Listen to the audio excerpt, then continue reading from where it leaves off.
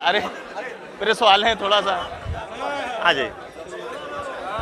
बात कर दीजिए, विधायक जी दिखा दीजिए, आप भी दिखा दीजिए। समाज पार्टी जिंदाबाद जिंदाबाद जिंदाबाद। समाज पार्टी जिंदाबाद जिंदाबाद जिंदाबाद। शंकर मिश्रा जिंदाबाद जिंदाबाद जिंदाबाद। शंकर मिश्रा जिंदाबाद जिंदाबाद जिंदाबाद। कुमारी मायावती जी जिंदाबाद। मैं दया शंकर मिश्रा आप लोगों से परिचित ही हूँ। मैं 1989 में एबीवीपी से इस विचारधारा से जुड़ा। एक मिनट रहने दो यार। 1989 से पहला अधिवेशन मैंने आजमगढ़ में विद्यार्थी परिषद का किया था और तब से लेकर के आज तक बहुत उतार चढ़ाव हमने देखा। राम जन्मभूमि का आंदोलन भी इसी बीच में चला। जब मैं छात्र संघ का अध्यक्ष था तो उसमें अयोध्या का मुद्दा भी ज्वलंत था। लेकिन मित्रों, मैं कभी विचलित नहीं हुआ भारतीय जनता पार्टी के उससे। लेकिन उसके बाद आप लोग गवाह हैं कि 2014 में, मैं 2013 में मुझे जबरदस्ती जिलाध्यक्ष बनाया गया था। उसमें पार्टी किसी नाम पर सहमत नहीं थी, मेरे नाम पर सर्वानुमति थी और इसलिए प्रदेश अध्यक्ष जी ने जबरदस्ती मुझको प्रदेश जिलाध्यक्ष बनाया। मैंने अपने दायित्वों का जितना भी मेरे अंदर सामर्थ्य था, क्षमता थी, मैंने ईमानदारी से भारतीय जनता पार्टी के जिलाध्यक्ष के रूप में काम किया। और 2014 में मैंने भारतीय जनता पार्टी के अध्यक्ष पद को ग्रहण करने के बाद मैंने निर्णय लिया था और मैंने अपने अध्यक्ष जी को भी बता दिया था, मैंने अपने नेतृत्व को बता दिया था कि बस्ती में कार्यकर्ता ही लड़ाई है। क्योंकि मैं भी राजनीतिक कार्यकर्ता हूं और राजनीतिक कार्यकर्ता लड़ेगा तो एक राजनीतिक फौज खड़ी होती है। राजनीतिक कार्यकर्ता खड़ा होता है तो पूरे जिले में, पूरे प्रदेश में, पूरे देश में एक टीम खड़ी होती है और उस टीम के साथ ही हम कोई विजन जीत सकते हैं। नेतृत्व ने तमाम उतार चढ़ाव के बाद एक कार्यकर्ता को टिकट दिया। हम लोगों ने प्राण से उनको एमपी बनाया। एमपी बनने के बाद 2017 में, और एमपी बनने से पहले वो मेरे घर जाते थे, मुझसे कहते थे कि मैं अगर आपको विधायक नहीं बना पाया तो मेरा क्या होगा, मैं क्या हो जाऊंगा, आप कल्पना नहीं कर सकते। अब चलिए वो तो विषय अलग है। मुझे 2017 में उन्होंने काट दिया इसलिए कि मैं एक बोलने वाला कार्यकर्ता था। मेरी लोकप्रियता भी थी जिले में, तो उनको लगता था कि अगर अध्यक्ष जी विधायक हो गए तो आगे मेरा ही मामला गड़बड़ हो सकता है। मैंने 2017 में मुझको माननीय राष्ट्रीय अध्यक्ष अमित शाह जी ने बुलाया और कहा कि आपकी चिंता होगी, आपको कहीं ना कहीं एडजस्ट किया जाएगा, सरकार बनवाइए। सरकार बनी। सरकार बनने के बाद चिंता क्या, सब कुछ भूल जाता है भाई। जब सफलता मिल जाती है किसी को तो उसमें किसी का योगदान नहीं रहता, उसमें नेतृत्व का योगदान रहता है। असफलता मिलती है तो बहुत समीक्षा होती है। तो सफलता मिल चुकी थी, उत्तर प्रदेश में हम 73 सीट जीत चुके थे, तो उसमें ये लगता था कि सब नेतृत्व का कमाल है, कार्यकर्ताओं का कोई वो नहीं है। चलिए जो हुआ, मैं 2017 में, 2022 में भी मैं प्रतीक्षा कर रहा था। आपको एक उदाहरण दे दूं, जो लोग हमारे कार्यकर्ता और मीडिया के लोग जानते हैं कि हमको एक जब यात्रा आ रही थी तो एक सभा स्थल मिला था विशेषरगंज में। हमारे विधायक जी ने भी वहाँ एक कैंप लगा दिया, लेकिन उनसे 3 गुना भीड़ जब मैं कुछ नहीं था तो मेरे साथ आ गई। लोगों को लगा कि ये तो बड़ा तूफान आ जाएगा। 2022 में भी मान्यवर ने हमारे साथ क्या किया वो आप लोग सब जानते हैं। और 2024 में भी जब वो टिकट पाए तो मैंने 3 बार उनको फ़ोन किया बधाई देने के लिए, लेकिन ना उनका फ़ोन उठा ना वापस आया। तो भगवान से मैं यही मानता हूँ कि हो सकता है मैं बधाई दे दिया होता तो उस भंवर जाल में भी फंस सकता था, लेकिन ईश्वर की कृपा थी मेरे ऊपर कि जो है उनका। अब जब मैं उदय भान जी बसपा में वापसी हो गई, उदय भान जी हमसे कहे कि आप बसपा में आ जाइए। हमने कहा यार जहाँ है वहाँ हमको रहने दीजिए और हम ऐसे जिंदा रह लेंगे। लेकिन इन्होंने बार बार हमसे आग्रह किया ये इनका बड़प्पन था कि हमारे मित्र थे और इन्होंने अपने मित्र धर्म का निर्वाह किया। अंत में 30 तारीख को हमने इनसे कहा कि मैं भाई चलिए ठीक है, आपकी बात है, देखा जाएगा, आप कन्वे कर दीजिए कि मैं चुनाव लड़ सकता हूँ, बहन जी से मिलवाइए पहले, उसके बाद कुछ होगा।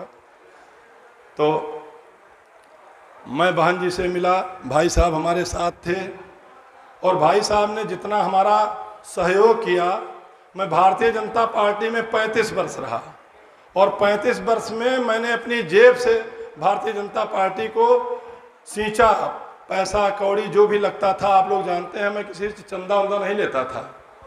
मैंने पार्टी में बहुत ईमानदारी से काम किया, लेकिन पार्टी ने जो, आप भी जानते हो, पूरा जिला जानता है, लेकिन भाई साहब ने हमको बहन जी से मिलवाया और बहन जी का जो आशीर्वाद मिला वो बहुत बड़ा आशीर्वाद था, बहुत बड़ी क्रांति का आशीर्वाद था।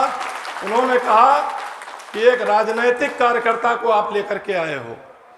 लोग आते हैं हमारी पार्टी में तो कहते हैं बहन जी 15 करोड़ खर्च करूंगा, 25 करोड़ खर्च करूंगा, 50 करोड़ खर्च करूंगा, 100 करोड़ खर्च करूंगा, लेकिन आपने राजनीतिक मुद्दों की बात की। मैं राजनीतिक कार्यकर्ता की कद्र करती हूं और आप राजनीतिक कार्यकर्ता हो, जाओ, आपको मेरा आशीर्वाद है, आप लोकसभा जीत के आओगे, डंका बजा के जीत के आओगे।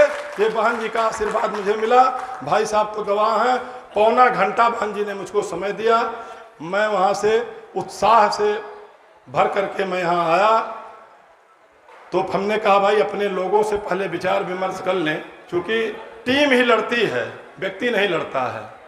तो बसपा की टीम हमारे साथ है, लेकिन मेरी भी टीम जो भारतीय जनता पार्टी से उपेक्षित टीम है, मैं उससे कम बात कर लूँ, उसके बाद में कोई निर्णय लूँगा। लेकिन भारतीय जनता पार्टी के हमारे कार्यकर्ताओं का अभी कितना बड़ा दिल है कि उन्होंने कहा अध्यक्ष जी आप चुनाव लड़िए, आप कहोगे तो मैं इस्तीफा देके आपके साथ आ जाऊंगा, आप कहोगे तो भारतीय जनता पार्टी के प्रत्याशी के पैसे और गाड़ियों से मैं आपका प्रचार करके आपको एमपी बनाऊंगा। ये उत्साह मेरा दुगना हो गया। मैं समाजवादी पार्टी के अपने मित्रों से भी मैंने निवेदन किया, जो समाजवादी पार्टी में तमाम पॉलिटिकल लोग हैं जो उपेक्षित हैं, जिनको कोई पूछने वाला नहीं है। राजनीति कोई थोड़ा नहीं इसलिए करता है कि आप हमको जो है यूज करके छोड़ दो।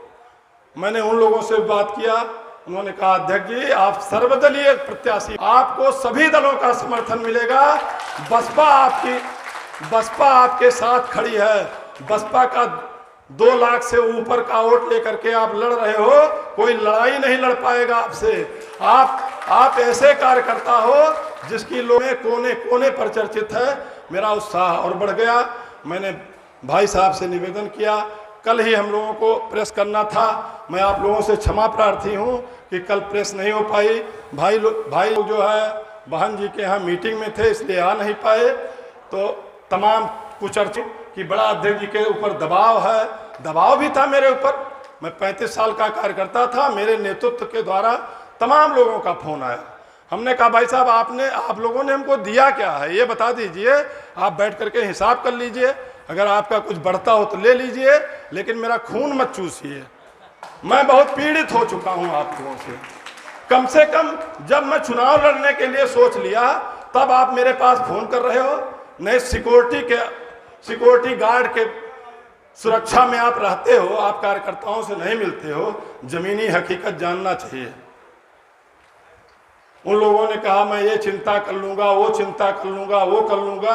हमने कहा जब मेरी चिता जलेगी तब आप मेरी चिंता करोगे, उसके पहले आप चिंता करने वाले नहीं हो, इसलिए मैं आपके भ्रम जाल में फंसने वाला नहीं हूं। मैंने निर्णय ले लिया है और मैंने बहन जी से आशीर्वाद ले लिया है, बहन जी से वचन दे दिया है। तो मैं उस वचन पे कट जाऊंगा, मर जाऊंगा, लेकिन मैं उससे विरत नहीं हो सकता हूं। तो मैंने कल कहा लोगों से, अपने नेतृत्व से भी कहा, प्रदेश अध्यक्ष जी का, बहुत लोगों का फोन आया। लेकिन देखिए जब नैतिक बल होता है, आप लोग सब लोग हैं जिले में, सांसद जी की कहीं प्रेस हो गई तो पूछ लीजिएगा कि उनकी हिम्मत नहीं पड़ी कि मेरे दरवाजे तक आ करके मुझसे ये कह दे कि अध्यक्ष जी आप मत चुनाव लड़िए। वो दुनिया भर का जुगाड़ लगाते रहे, हर लोग बहुत लोगों से कहते रहे कि अध्यक्ष जी से मुझे मिलवा दीजिए। लोगों ने कहा आपके तो संबंध अच्छे हैं, आप जाके मिल लीजिए। उन्होंने कहा मेरा साहस नहीं है। तो साहस बाजार में नहीं बिकता है, साहस अपने चरित्र और चिंतन से उत्पन्न होता है, और वो चरित्र और चिंतन उन्होंने खो दिया है। अगर मेरे जैसे कार्यकर्ता के साथ उन्होंने इतना बड़ा छल किया है तो भगवान उनको परिणाम देगा, और परिणाम तो आप जान रहे हो वो किस तरीके से इस समय उलझे हुए हैं। अब उनको जिसको उपेक्षित करते थे उसके यहाँ घुटना टेकना पड़ेगा, और घुटना टेकने जब जाएंगे तब उनका क्या हश्र होगा भगवान जाने। इसलिए मेरा आपसे लोगों से निवेदन है कि मैं एक राजनीतिक कार्यकर्ता हूँ। आप जानते हो मैं ठेकेदारी पट्टेदारी नहीं करता हूँ, तो मैं एक राजनीतिक कार्यकर्ता हूँ। आप लोग मीडिया चलाते हैं, समाज के एक स्तंभ हैं। आप एक राजनीतिक कार्यकर्ता की मदद करिए। आपकी लेखनी से ही भारत स्वतंत्र हुआ था, आपकी लेखनी से ही ये बस्ती भी स्वतंत्र होगा। दो जो डकैत लड़ रहे हैं उनसे छुट्टी दिलाइए।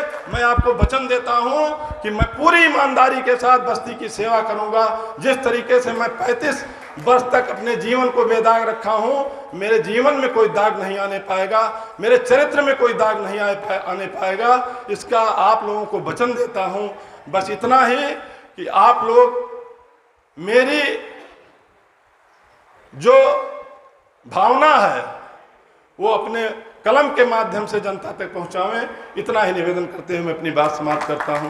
जय हिंद, जय भारत, जय बहन मायावती जी, जय बहुजन समाजवादी पार्टी। मैं बहुजन और बहन जी को अब कम से कम ये मान के चलिए कि मैं खत्म हो जाऊंगा लेकिन बहन जी का साथ नहीं छोड़ूंगा।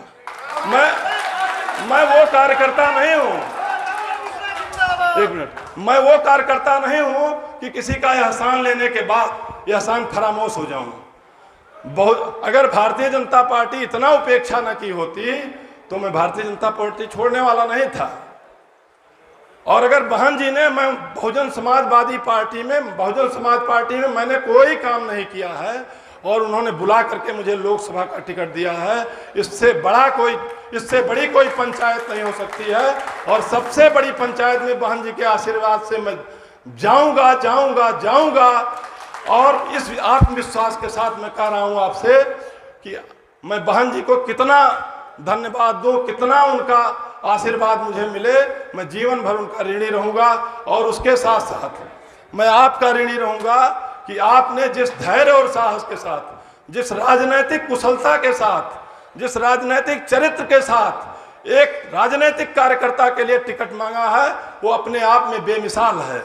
तो बहन जी के सामने वो प्रस्तुति कराया कि मैं उसका कभी भी उसका मैं एहसान भुला नहीं सकता हूं। इतना ही निवेदन पुनः बहन जी के चरणों में, बहन जी के प्रति अपना समर्पण व्यक्त करते हुए मैं अपनी बात समाप्त करता हूं। जय भीम, जय भारत, जय बहुजन समाज।